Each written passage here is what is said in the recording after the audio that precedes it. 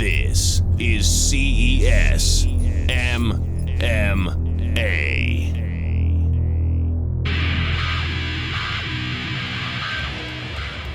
Making his way to the cage now, you're going to see Billy Vaugghn. Billy fights out of Columbus, Ohio with Buckeye MMA. Let me take a small guess, and I'm thinking wrestler. I don't know, but I could be wrong. Looking here in his record, he has a significant amount of submissions out of his 12 victories. 9 wins by submission out of 12 victories. He's 12 and 15. That's 27 fights, 27 professional fights. He's making his way to the cage right now. You got to know one thing, and one thing solid, is that you're from Iowa. You know how to wrestle. I'm pretty sure they teach that in elementary school there. I think it's a required course. Billy's faced some really tough guys. He's been around a long time. And as you had mentioned, out of his 12 wins, 9 submissions, 3 knockouts. So he does have a little power in his hands, but it looks like he prefers to be on the ground. As Billy enters the cage now, he's going to be fighting the hometown favorite. I would imagine you actually hear Billy being booed right now with shame on you, Rhode Island. It's a long flight from Ohio. I just moved Billy from Iowa to Ohio and back again.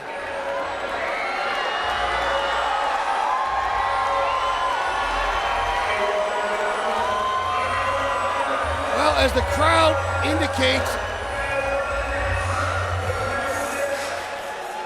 Andre, the Asian sensation, SOUKHAMTHATH on his way to the cage right now. You can see him on the walk-in with Keith and Pete Jeffries, and of course his father, who teaches him the Muay Lao techniques, very similar to Muay Thai. You also have his boxing coach, David Keith, walking up in the back. Dave's a fantastic boxing coach and has made the transition to MMA a smooth one. He's worked with some really good guys in MMA and really improved their game.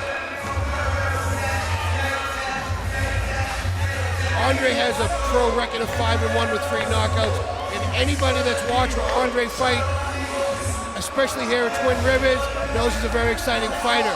Very good stand-up, good head movement, and always comes to bring it. Good time, Andre. That's Andre's father right there, who is also his Muay Lao coach. And as Andre enters the cage, this venue's going to get a little louder and a little louder. If you can see in the background too, that's the CES lightweight champ Mike Campbell walking Andre out, a training partner of Andre.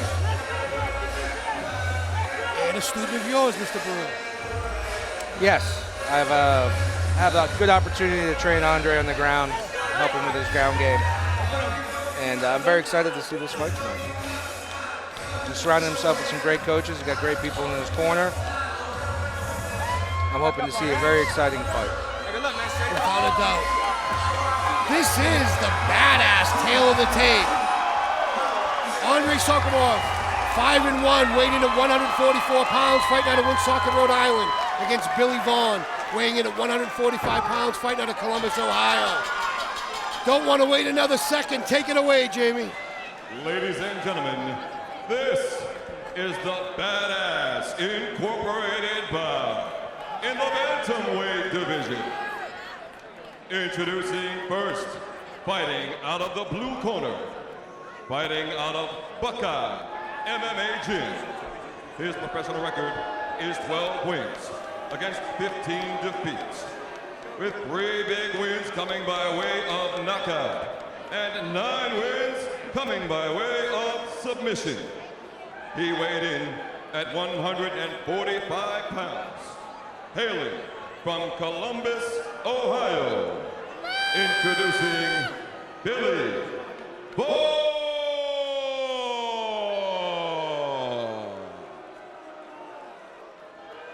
And fighting out of the red corner, fighting out of Triforce MMA. His professional record is 5 wins against only 1 loss, with 3 big wins coming by way of knockout And one win coming by way of submission. He weighed in at 161 pounds.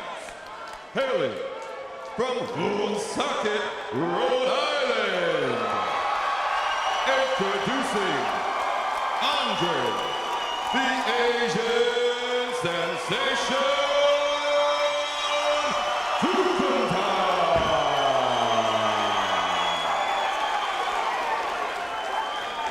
We are almost ready. You can feel the excitement in the arena. Let's get ready to rumble, boys and girls. Dan Magliata, the man in the middle for this one.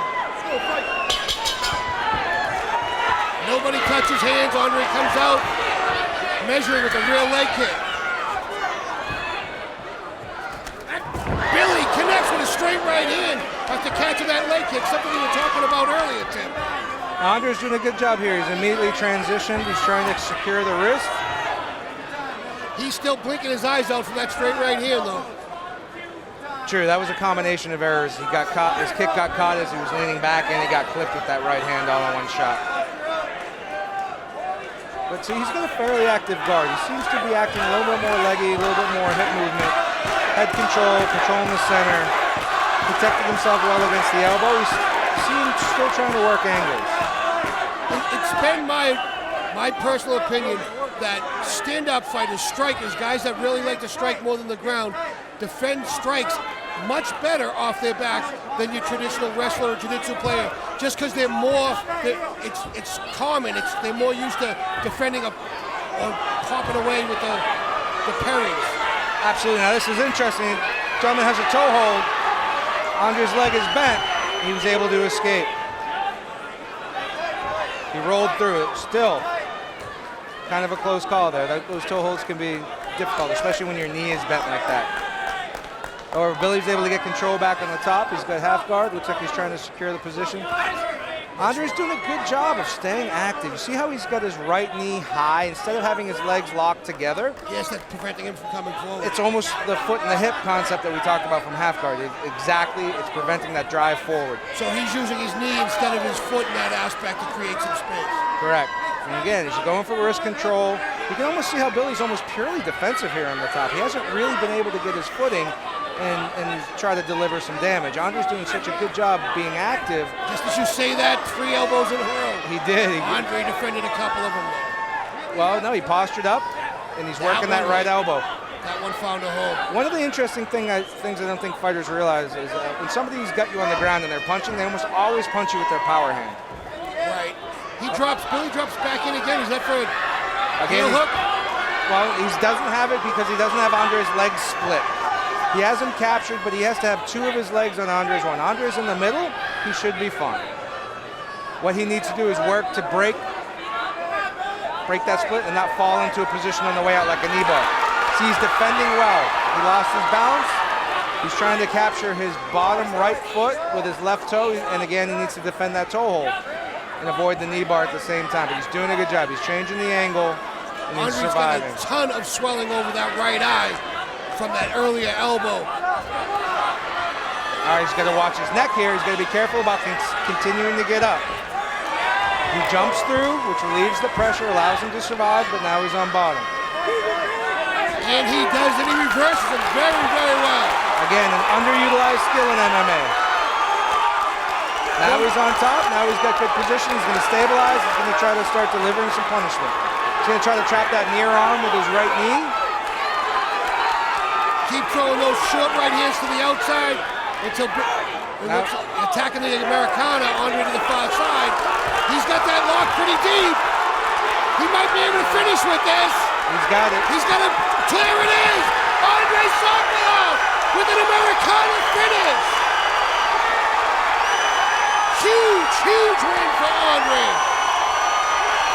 That was a fantastic display on the ground. Great job. Earlier you had mentioned about being able to create scrambles, hit switches, maintain sweeps. And that's exactly what Andre did. He used the reverse. He used the sweep to reverse positions. Absolutely. He got on top. He sprawled his hips. You could see his weight was distributed well. He did a great attack on the far side arm because, you know, guys can wiggle out of that. Guys can muscle out of that and do some things. He controlled the arm in the right way, put the pressure in the right places, and was able to get the finish. You could see Dan Mergliardi kneeling down, seeing the angle of the arm being concerned. Very experienced referee knows that it doesn't take very much for that elbow to pop when you have it, shoulder to pop when you have the elbow at that angle. Absolutely. We're going to see this again. Timmy, walk us through it. Absolutely. Andre is on top now. He secures with his right hand the right wrist. He left hand laces. Now he starts to elevate the elbow and drag the hand to his opponent's hip. This creates pressure on the elbow and the shoulder. And depending on what gives first, depends on what your recovery time is. In a famous fight with Frank Mir and Nogueira, Nogueira's broke his arm broke in the same position. Now, what a lot of people don't do, and it's something you teach diligently, is do not remove the hand from the ground. Drag it across the cage floor. You pick that hand up, you lose your torque. Am I correct? That's correct. And, you know, a submission is not all about power. It's a lot of finesse and detail, and you've got to know the right angles to push and do things. And Andre did a great job there. You've got to, you know, secure a guy just trying to muscle out of it. And he took some shots down there. You can see over his right eye, very, very swollen. He ate some heavy elbows from a 27-fight veteran. Andre should be very happy with himself, as well as you can see in his camp. We're just going to wait 2 more seconds and send this down to Jamie. Jamie, take it away, sir. Ladies and gentlemen, referee Dan Mergliardi stops the bout at 3 minutes, 39 seconds of round number 1. Your winner by submission, Andre, the Asian Sensation.